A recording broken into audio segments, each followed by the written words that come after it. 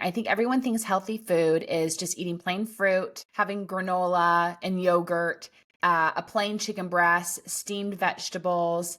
If they're lucky, they get a sweet potato. And I think that's the opposite of healthy, whole food, seasonal eating. So I'd love to know, like, what are you making for your family? And what are some of the recipes that you're suggesting to your clients, just so people can hear ideas? Yeah. So a favorite of ours at home, and that actually clients also love as well, I do an anti-inflammatory soup.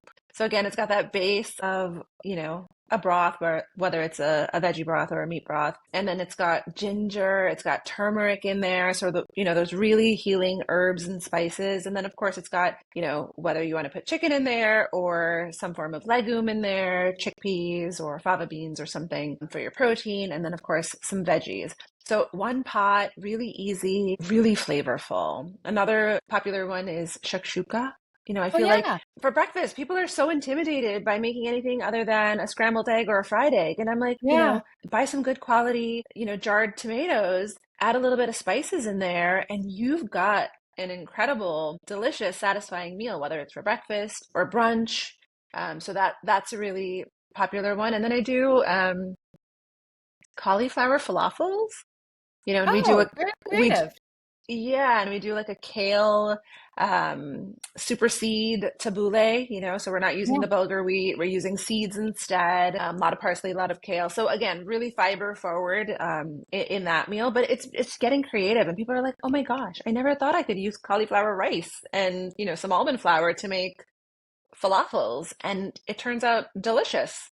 Yeah, Yeah. we have similar styles. So I do a quinoa tabbouleh for some of my clients. And then I love doing shashushka actually for meal prep for my clients because they can use it for dinner. And Yes.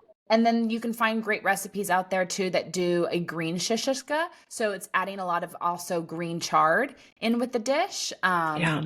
And then yeah, you can have it for dinner too. And if you have some or if you have a place where you can go or you want to make some like handmade corn tortillas to go with it, like there's little ways where you can upgrade it and make it more of an expansive meal, and more health supportive if you do like, the fermented masa or you're at least making those from scratch.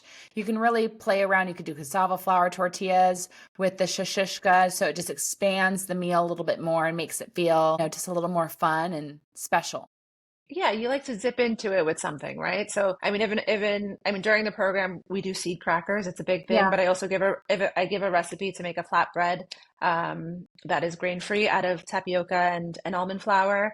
But then post program, a lot of people do find that they are sensitive to gluten and to wheat. So, here in Singapore, Everyday has a complete gluten free range as well. So a pita to a pizza base to sliced bread. So always nice to have that little something to dip in that's not going to make you feel terrible.